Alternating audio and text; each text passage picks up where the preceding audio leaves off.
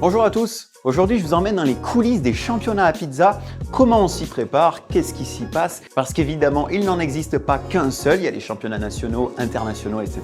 Donc dans cette vidéo je vais voir avec vous quels sont les différents championnats, les coulisses, certaines anecdotes et pourquoi on ne peut pas dire qu'il n'y a qu'un seul champion du monde de la pizza.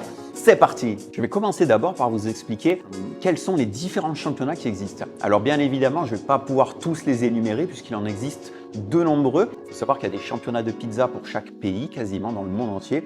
Alors il faut savoir qu'un championnat de pizza est organisé par une association ou un ensemble d'associations. De ce fait, il peut y avoir plusieurs championnats de France par exemple, plusieurs championnats d'Europe, plusieurs championnats du monde puisqu'ils peuvent être organisés par différentes associations. Je vais citer par exemple, on a le célèbre Parizza en France qui est le championnat de France par référence pour les pizzaiolos. Il existe aussi par exemple le Campionato Mondiale della Pizza qui est, je pense, le championnat qui a le plus de notoriété au monde, qui est organisé tous les ans à Parme en Italie. On peut également retrouver la Coupe du Monde de la pizza qui est organisée à Rome tous les ans également. Nous avons aussi depuis cette année le Trophée mondial de la pizza qui est organisé à Menton en France. Et on peut même retrouver sur d'autres continents différents championnats comme le Pizza Expo qui est organisé à Las Vegas. Donc ces championnats et bien d'autres également sont tous indépendants. Donc ils ont leur propre catégorie, leurs propres règles et de ce fait on ne peut pas dire qu'il existe un seul vrai championnat.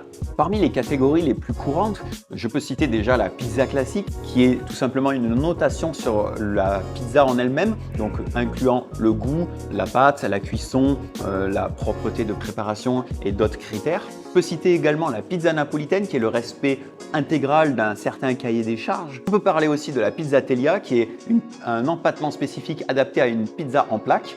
On a la pizza pala qui est vulgairement appelée en France la pizza au maître. On a également la pizza douée qui est l'union du travail d'un pizzaiolo et d'un chef cuisinier pour faire une pizza dite gastronomique. On a la pizza frita, la pizza sans gluten, la pizza dessert et j'en passerai d'autres. Mais nous avons aussi des catégories d'agilité comme la pizza rapidité, la pizza la plus large et la pizza acrobatique. Il faut savoir qu'un pizzaiolo se prépare généralement plusieurs mois avant un championnat. Mais malgré cela, il peut y avoir une part de circonstance qui fait qu'il y a des difficultés supplémentaires. Parmi les plus courantes, l'utilisation du four, qui peut être un four différent que celui qu'on a l'habitude d'utiliser en pizzeria. On peut tomber sur un four à bois, un four électrique ou un four à gaz. Généralement, en compétition, les plus courants sont les fours électriques. Ils peuvent être rotatifs ou non, à air ventilé ou non. On ne peut pas forcément toucher la température, donc il faut s'adapter à la cuisson qui est imposée par le four lors du championnat. On a également la fermentation de la pâte qui peut être un problème puisque on peut préparer une pâte 48 heures avant l'utilisation.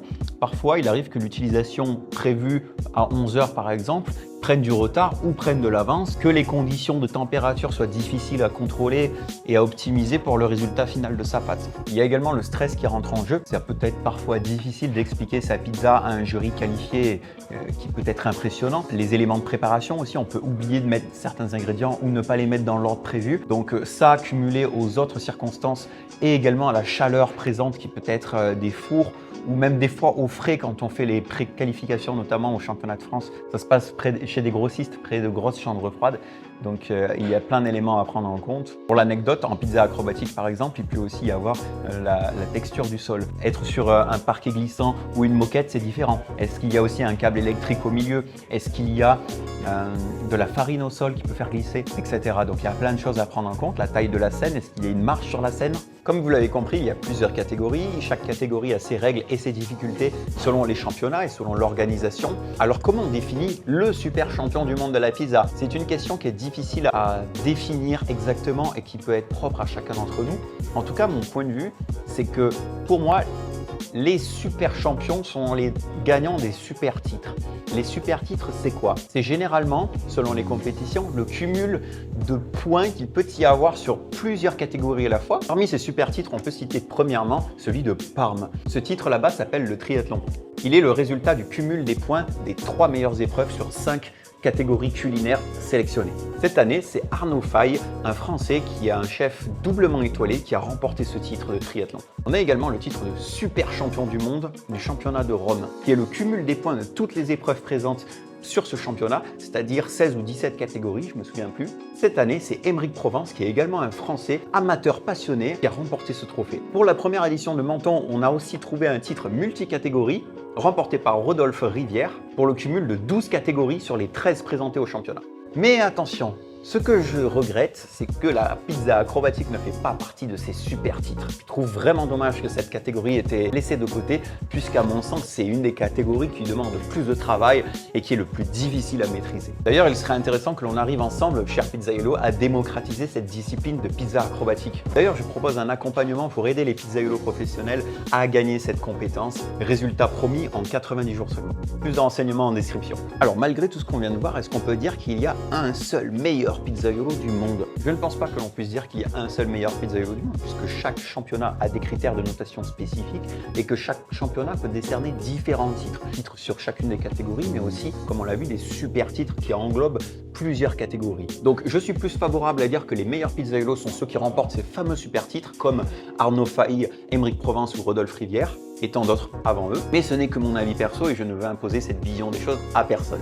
Alors maintenant, pourquoi participer à un championnat de pizza? Il y a différentes raisons à cela. Les premières sont d'apprendre. On peut discuter avec des pizzaiolos, on peut créer un réseau de passionnés, découvrir des nouvelles techniques, voir comment les autres font, des nouveaux ingrédients, des nouveaux empattements. Ça permet également de se challenger, d'élargir sa zone de confort, d'apprendre à gérer le stress tout en s'améliorant. Il faut accepter de pouvoir perdre, même parfois finir dernier. Tout comme moi, j'avais fini dernier lors de ma première participation au championnat de France de pizza acrobatique en 2019. Mais ça ne m'a pas empêché de travailler dessus et de finir 4e sur cette même année au championnat d'Europe et même de remporter sur les 3 dernières années consécutives le titre de champion de France de pizza acrobatique et même vice-champion du monde à Parme et gagnant du trophée mondial de la pizza en catégorie acrobatique à Menton. En tout cas, j'espère que vous avez aimé la vidéo et que ça vous a permis d'y voir plus clair sur les championnats de pizza. Mon avis perso, c'est que j'aime bien participer à de nombreux championnats et je trouve que c'est important qu'il y en ait beaucoup organisés par des associations différentes puisque ça permet à différents pizzaiolos de prendre ce titre tous les ans. Ces titres sont quand même, de mon point de vue, mérités puisqu'il est le fruit du travail intense fourni par le pizzaiolo plusieurs mois avant ces événements. De mon point de vue, avoir un titre, c'est aussi un gage de passion qu'on peut mettre en avant auprès de sa clientèle locale. Donc voilà, tout simplement. Donc merci pour votre écoute. Pensez à vous abonner, à mettre un petit commentaire si ça vous a plu. À bientôt. Ciao.